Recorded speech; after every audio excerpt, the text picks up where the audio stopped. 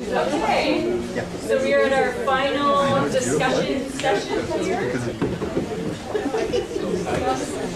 My lovely mentor. I know you stand and glare and eventually, yeah. Okay, so we are now in final discussion and questions of the workshop, and then we have a little bit of housekeeping at the end that we will get to. So who wants to start? Burning question, Peter. Well, it's not burning, it's a technical one that I want to get out with. I want to ask May, I may have missed it. How did you get your sample? And Paul went to a summer camp, so It's purposeful sampling. Like it's based on my familiarity as an active member in the community. So many of them, I know them through my being participating in many activities for youth. So I invited the parents and tried to get the samples from what I know. So I know them. They are familiar to me. I know these kids. yeah, but I'm sure you know more than. This is the issue. That's what I mean by your sampling. Yeah.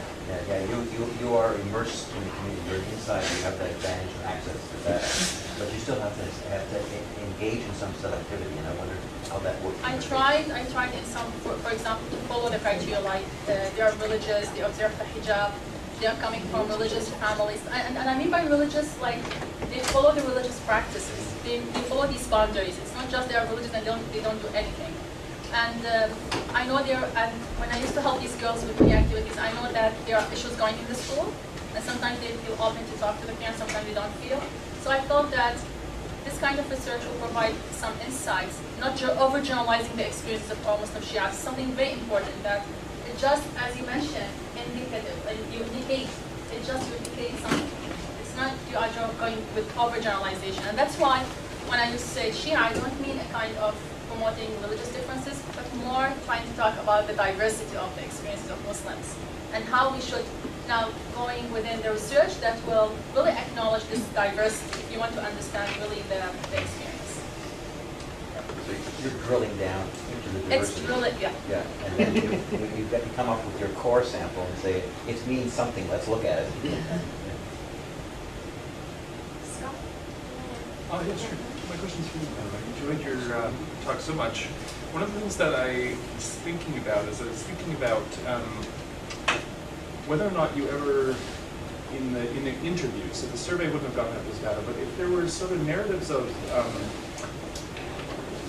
sort of sexual therapy or recovery, so people having these feelings of guilt and shame associated with these early premarital sexual encounters, and then seeing a progression into maybe a later stage of their life, maybe moving into emerging or beyond emerging adulthood, and feeling as though there's wholeness. And because again, I see in evangelical circles a move towards maybe they've given up on trying to keep people from having sex, but now if we can't stop them, then we're going to help them recover from the trauma of this. Well, so I don't think these people are particularly traumatized, right? Right. So, you know, if you look in the context of the interviews as a whole, it's not like the struggle with premarital sexuality was a traumatizing factor for most of them, right?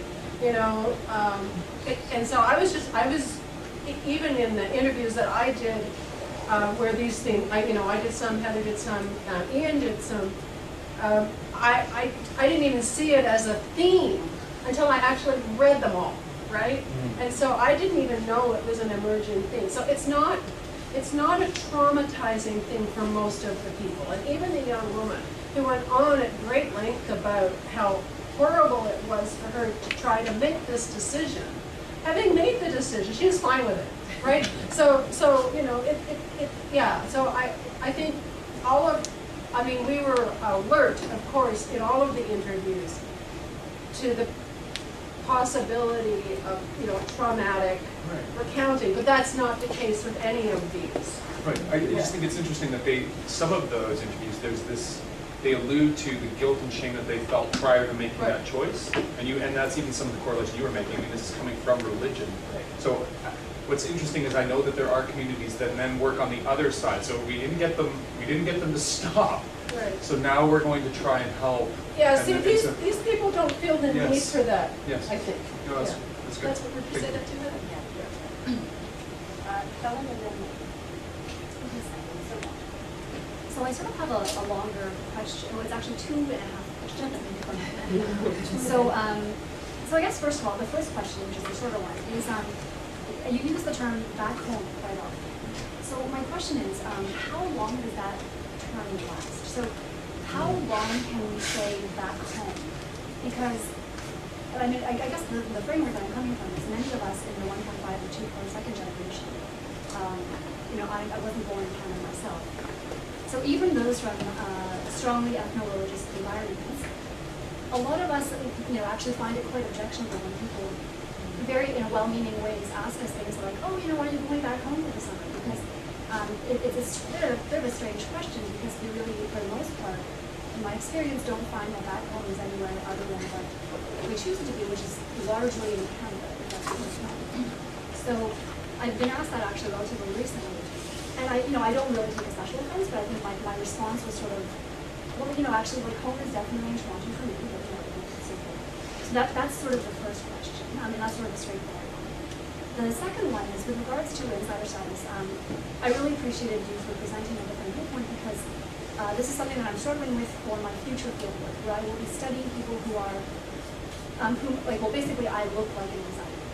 So I'm not actually fully an insider, but I look very much like an insider. I know their families, I speak their language, despite the fact that I may not 100% identify that way anymore. So I guess the question is, as an ethnographer, there's the question of how, as ethnographers, do we present ourselves?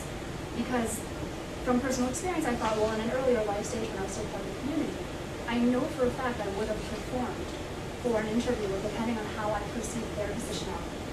So if I perceived the interviewer to be an outsider, I would have a certain motivation to present one way. If I perceived the interviewer to be an insider, I would have a motivation to present otherwise. So knowing that myself, it kind of haunts me now when I'm leading up to fieldwork thinking, how does one present oneself to get a so-called honest answer? Because I'm thinking that, for example, if I'm approaching the age now where I'm going to be not quite at the age of their parents, but I'm getting there. So if they sort of perceive me as a community insider, somebody who may actually know their parents or know somebody that their parents know, frankly, in their position, having been there, I don't think I would give an answer other than what I perceive to be acceptable within the community. So that's something that I'm going to run into very shortly. So I'd love to hear your thoughts on that. Yeah, I would like to talk about this unique experience when we talk about home, and especially with this Shia group. And when I say this Shia, I don't mean all the Shia. It's especially in the Shia Ithna Ashari, because we have also Shia Ismailis, also another group that we should also pay attention to. I want to talk about there's a kind of transnational experience. Because of the Shia ideology of the concept of following the descendants of the Lady Fatima, the daughter of the Prophet Muhammad, and her 12 sons, this is something that really moves from one generation to another, trying to appreciate this charismatic model. And for the kids, they really understand that they have to stay connected with these role models. And by going back home, because their shrines are there, when I didn't get the chance to talk about their experience over there, when they go to the shrine, when they have, they try to express their commitment, and when they meet other people from different worlds.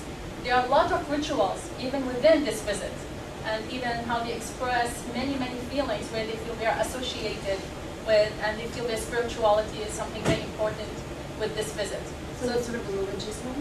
There's the religious experience within this. There's also the traumatic incidents of the Shia oppression. There's historical issue going there, religious issue going there, the issues of war, the issues of the divide between the groups that really influence how they look at themselves when they see the war, how they interacted coming from a very peaceful environment in Canada, and then they moved over there and there was this sudden war that really made them think of their lives and make them more mature to think of, for example, death, they may not survive, and how they were then, for example, moved by the Canadian embassy and their support to another place. And this is something that really shocked the system of the safety issue for some of these kids. And we start to think beyond being just a child and being mature enough to think that what are their responsibilities and how we can become mature at an early age. So I feel when I talk about back home, I'm not just connecting to their ethnicity. I'm also connecting more even to part of it to the political issue of the Shia coexistence in the Middle East, for example, and how this kind of their understanding of themselves. It's not just within the Canadian or locally, it's also globally. So this is something very important when we talk about it. So Like a global religious organization. Yeah. That's with respect to the role of the insider, I didn't get the chance to talk about it. For me, it was a very important part. Because when I read all the research written by insiders and outsiders, and this is where I follow the feminist theory, because usually, let's say, third world women and black women talking about the role of the insider and how it's really important to acknowledge this subjectivity, acknowledge this intersectionality of race, gender, in order to understand how can you position yourself as a researcher. And I found that this is really very helpful. When I did my research, I referred to African, to Caribbean feminists. They talk about the narratives of women. And when I refer to spiritual, I did not just refer to religious spirituality. I refer to the spirituality in terms of acknowledging the transformational change, something for transformational change. So it's a lot of talking about taking piece of every theory when I want to talk about the insider positionality. So what you are asking me is that what are the limitations within being insider? Or how did you, or I don't know, what your thoughts were on whether or not you were going to get a response that was calibrated to prove how they perceive you? The dynamic of the group that I worked with, I know these children when they were even very, very small. And I know, and many of the time they used to come to me because there's a kind of conversation where I'm very open with them. I share with them similar experiences, they share with me. So there's this kind of following with them, the reciprocal approach, that sometimes they feel more comfortable talking to me. So there's a kind of dynamic of the group when you talk about even they feel comfortable to share some of these sensitive issues with me or not as insider. And this was one question of the external examiner, like how can you detach yourself? You're an insider, you're a mother. How can you, sometimes you need to be objective in your research. And this is something, there were situations where I felt I need to cry.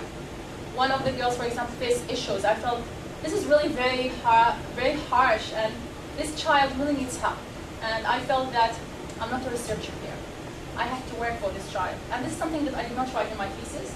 I talked about the emotional side, that there were moments where I have cultural memories related to experiences similar to these girls. I was in a situation in the Middle East where my teacher forced me to take off the hijab. And I was even held by the teacher. And my parents, I remember they helped me I was homeschooled in grade 11 and 12 because of this. Because I was not allowed to wear my hijab in the Middle East and Syria. But at the same time, this really helped me to start, when I thought of these children's challenges, and some of them started to say, treat us as a human. I thought, what do you want to tell the teacher? Is there any recommendation that I can tell the teacher in the place where I teach? And one of them said, just treat us as a human. So for me, this is really very provocative statement. A child, 12 years old, asking for being treated as human. Then why? What's going? We are talking about multiculturalism. We are talking about freedom. We are talking about respect. But where's the human nature? Where is it? So I felt that there were situations for me as insiders where I stopped being a researcher. I started to treat this issue as a mother. I started to even act and for these girls as advisor, like, let's do this happened to me, I think so. You are dealing with a human by the end. You cannot detach yourself. And I feel that's why I highly acknowledge the feminist interviewing approach. It's not just you treat your participants as subjects. It's where you have this kind of, you exchange you share your experience with them, and there's no problem. It's okay, but this will really empower you as well as empower the participant. So I felt that the role of the insider and acknowledging this issue is something very important. Really quickly, yeah, I'm Just just to add going to to- comment on that, and then you're going to get to your point 5 question. Just to add to the second part, the first part of what you were saying, right, was that there's a socialization aspect that my work and Spencer's work brings up, that these kids are going on pilgrimage in a way. They're going to a moral geography, something that's been framed, you know, like when they go to sites of saints, they're going to a specific site, you know, they're traveling there, they're going through the tumultuousness of pilgrimage. And I think that's an important socialization that's happening. That's really, that's very, the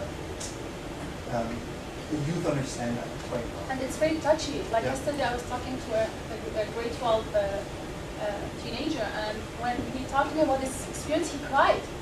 Very strong, smart boy, brilliant. And when he just talked about this experience, he cried. It's so touchy for him. It's So I very feel emotional. that there's the emotional. When you talk about the religious experience, think of the holistic elements. It's mind, body, and it's the soul. It's not just one area. And that's why I feel we cannot ignore back home.